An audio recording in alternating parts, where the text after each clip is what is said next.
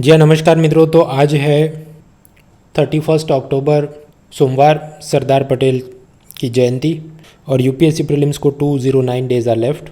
तो मुद्दा Indian express Ahmedabad addition में जाने लायक क्या, पेज 1, 2, 3, 4, 5 पर एडवर्टाइजमेंट है। पेज 6 में जो फ्रंट पेज की हेडलाइन होनी चाहिए उसकी जगह पेज 6 आ गया है, तो मतलब उसने पीडीएफ भी गलत असेंबल किया है। उसमें बात ये चल रही है वेपनाइजिंग ऑफ फूड।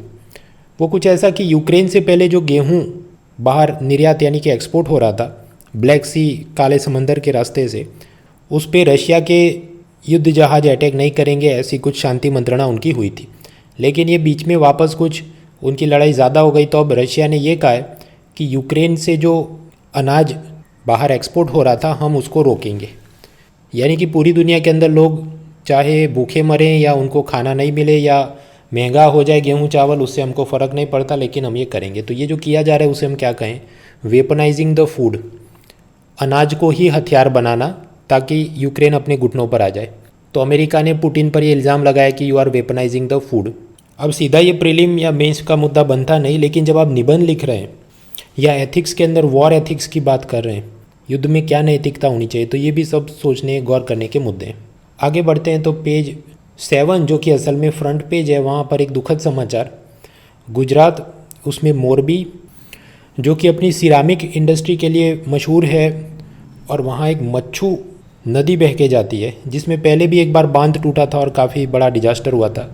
अब इसी मच्छू नदी के ऊपर एक झूलता हुआ पुल था जो करीब 1 सदी पुराना है।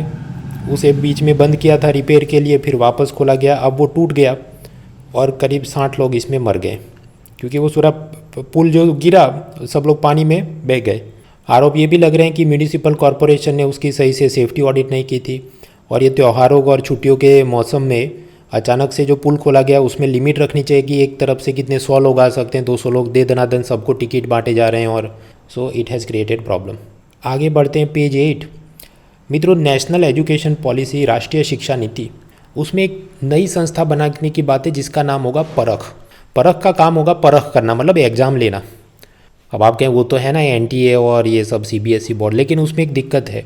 सीबीएसई बोर्ड में आप क्लास 12 की एग्ज़ाम दो और मान लीजिए आपके 90 परसेंटाइल आए, लेकिन आप महाराष्ट्र, मध्य प्रदेश, उत्तर प्रदेश या बिहार स्टेट बोर्ड से एग्ज़ाम दे, तो हो सकता है आपके मैक्सिमम स्कोर हो 85%, क्योंकि वो स्टेट एजुकेशन बोर्ड का मार्किंग पैटर्न ही ऐसा हो, उसका डिफ़िकल्टी लेवल ही ऐसा हो, और उसके चलते फिर आपको कॉलेज में एडमिशन लेने हर जगह पर आपको दिक्कत आती।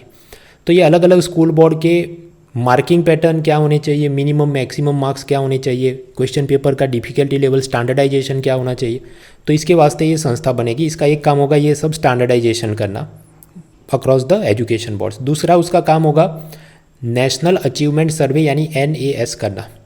वो ऐसी चीज़ है कि आप जानते हैं कि NGO है प्रथम, उसका annual status of education report, असर रिपोर्ट आता है कि क्लास 5 के बच्चे सेकंड क्लास की भी किताब नहीं पढ़ पाते।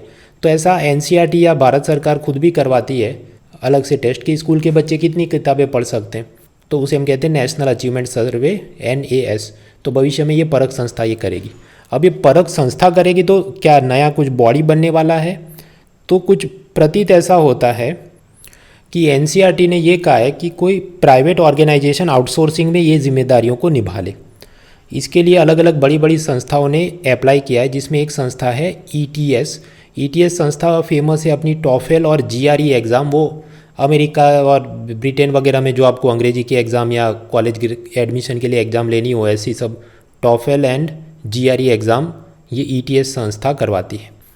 और यही लोगों ने कहा कि हम जिम्मेदारी ले सकते हैं ये परख नाम की चीज़ करने के लिए। So that is the gist of this entire news. उसके बाद सिटीजनशिप अमेंडमेंट एक्ट वगैरह की बातें चल रही है, वो वही सब इलेक्टोरल बॉन्ड, वो सब आप मंथली मैगजीन में देख लेना। पेज 9 पर कुछ काम का नहीं, पेज 10, 11 एग्ज़ाम के लिए कुछ नहीं। पेज 12 पे जाते हैं, एक्सप्लेन सीरीज़। एक तो रिजर्व बैंक महंगाई दर को 2% to 6% की रेंज में काबू नहीं कर पाया, महंगाई काफ़ी समय से 7% से ऊपर है। उसकी सब अब उसने सरकार को जवाब देना होगा, RBI की मॉनेटरी पॉलिसी कमेटी ने। ये सब मामला चल रहा है, हम पढ़ने नहीं बैठेंगे, जिस्ट में पहले भी कई बार आपको बता चुका हूँ उसका। दूसरी चल रही है एक्सप्लेन सीरीज़, वो याद करो, साउथ कोरिया के सेउल शहर में कुछ उत्सव मनाया जा रहा था। अचानक से किसी ने अफवाह उड़ा दी कि नज़दीकी रेस्टोरेंट में कोई सेलिब्रिटी आया, तो सब लोग फ़ोटो खिंचवाने दौड़े और भगदड़ में 150 से ज़्यादा लोग मर गए।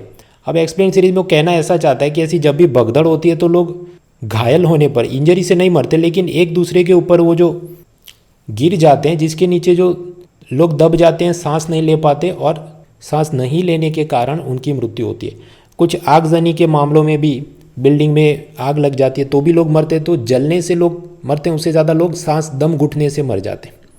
तो जब भी इसका डिज़ास्टर मैनेजमेंट करना हो तो उस चीज़ का खास ख्याल रखा जाए, ऐसी सब लोगों को ट्रेनिंग दी जाए, वो ज़रूरी है। तीसरा एक्सप्लेन सीरीज चल रहा है कि ये इमरान खान वो एक लॉन्ग मार्च कर रहे हैं लाहौर से इस्लामाबाद, और पहले भी कुछ पॉलिटिकल पार्टीज ऐसा सब करती थी। कुल मिलाकर उनका प्लान ये होता है कि धरना प्रदर्शन करके काफ़ी हुजूम लेके आ जाएंगे राजधानी में और फिर रूलिंग पार्टी को रिज़ाइन करना पड़े। लेकिन सामान्य रूप से ऐसे सब जो भी मोर्चे निकाले जाते हैं वो सफल तभी होते हैं जब पाकिस्तानी आर्मी का उसको समर्थन हो, लेकिन इमरान खान को वो समर्थन है नहीं, इसलिए ये कुछ सक्सेस होने की संभावना कम है। फिर एक मुद्दा चल रहा है ये C-295 टैक्टिकल ट्रांसपोर्ट एयरक्राफ्ट, वो टाटा और एयरबस मिलकर वडोदरा में बनाएंगे, उसकी फैक्ट्री मेक इन इंडिया होगा वगैरह बातें, वो कल भी हमने देखी थी। पेज आगे बढ़ते हैं, 13 पर एडवर्टाइजमेंट, पेज 14 पर कॉलम्स। अब कॉलम में वही सब, इलॉन मस्क ट्विटर को खरीद रहा है और आम आदमी पार्टी अब जिस प्रकार की सब राजनीति कर रही, तो वो भी धार्मिक चीज़ों पर आ गए हैं। यूक्रेन की लड़ाई चल रही है, चीफ ऑफ डिफेंस स्टाफ के सामने कौन कौन सी चुनौतियाँ होंगी वगैरह, पर दिल बाग बाग हो जाए ऐसा कुछ है नहीं। पेज 15 पर चलें, कॉलम्स में वो प्रोफेसर अशोक गुलाटी जो एग्रीकल्चर की कॉलम लिखते हैं, अब आज उन्होंने लिखा है वो कि मैं भी ग्लोबल हंगर इंडेक्स रिपोर्ट बनाने वाली संस्था में पहले नौकरी करता था और वो लोग जो कर रहे हैं वो रिपोर्ट में ये अच्छा बुरा है वगैरह सब लिखा है, पर नया कोई आर्ग्यूमेंट जानने लायक नहीं जो हम पहले ही नहीं जान चुके। कि ये जो बच्चे मरते हैं, कुपोषित होते हैं, तो उसका कारण सिर्फ खाना नहीं मिला ऐसा नहीं है, वो बीमार हो, टाइफाइड, कॉलेरा, डायरिया कुछ हो तो उसके चलते भी उसका न्यूट्रिशन लेवल कम हो सकता है। दूसरी एक एक्सप्लेन सीरीज़ है वृंदा शुक्ला जो कि एक IPS ऑफिसर हैं, द केस ऑफ कंसेंट। वो उनका ऐसा कहना है कि कई बार लड़के लड़की में प्यार होता है, शारीरिक संबंध बनाए जाते हैं, बाद में शादी नहीं होती तो लड़की कोर्ट में केस कर रही कि मुझे मैरिज की लालच दे के मेरे साथ रेप हुआ है वगैरह, और कोर्ट में ऐसे बहुत सारे मामले चल रहे हैं। फिर उन्होंने एक रीसेंट एग्जांपल दिया कि जहाँ पर ऐसा ये केस आया था, लेकिन बाद में जो पुरुष था उसने दिल्ली हाई कोर्ट में साबित किया कि हम लोग तो टिंडर से मिले थे, और ये टिंडर ऐप तो ऐसा ही कैजुअल रिलेशन के लिए है, वहाँ पर तो वो कोई शादी करने के लिए वो मैट्रिमोनियल शादी.com तो है नहीं, तो वहाँ जो रिश्ते बनते हैं उसमें इस प्रकार की कोई प्रॉमिस होती नहीं।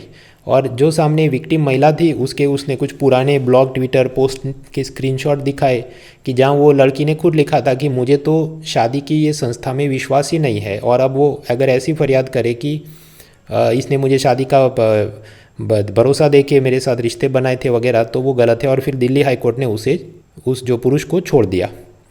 तो यहाँ पर ये लेडी IPS ऑफिसर का कॉलम में ये कहना है कि इस प्रकार के जो केस और कानून आ रहे हैं तो उसमें समाज में भी जो वैल्यू सिस्टम है और लीगल सिस्टम भी जो है उसमें रिफॉर्म्स की ज़रूरत है, ताकि फालतू में ऐसे केस के चलते जो कोर्ट का समय बर्बाद हो रहा है, जो भी पुरुष है उसे जेल जाना पड़े उसकी रिहाई के लिए, और बेल निकालने के लिए लाखों रुपए का वकीलों का खर्चा हो जाए, arm twisting, blackmailing, extortion, disproportionate revenge, mental harassment, financial burden of seeking the bail, ये सब चल रहा है, तो इसको ठीक करने की ज़रूरत है। फिर पेज 16 पे और 17 पे सब एडवर्टाइजमेंट, पेज 18 पर भी बड़ी सी कुछ कॉलम है काम की नहीं, पेज 19 सब पॉलिटिक्स के समाचार में कुछ मज़े लायक नहीं, पेज 20 इकोनॉमी, वही सब रोना धोना जारी है, शेयर बाज़ार गिर रहा है और डिपॉजिट के इंटरेस्ट रेट क्या कम ज़्यादा हुए, ट्विटर और इलॉन मस्क के क्या रोने धोने जारी हैं, फॉरेन पोर्टफोलियो इन्वेस्टर आ रहे हैं कि भाग रहे हैं और उससे शेयर बाज़ार गिर रहा है कि चढ़ रहा है, या रुपी डॉलर कम हो रहा है ज़्यादा हो रहा है,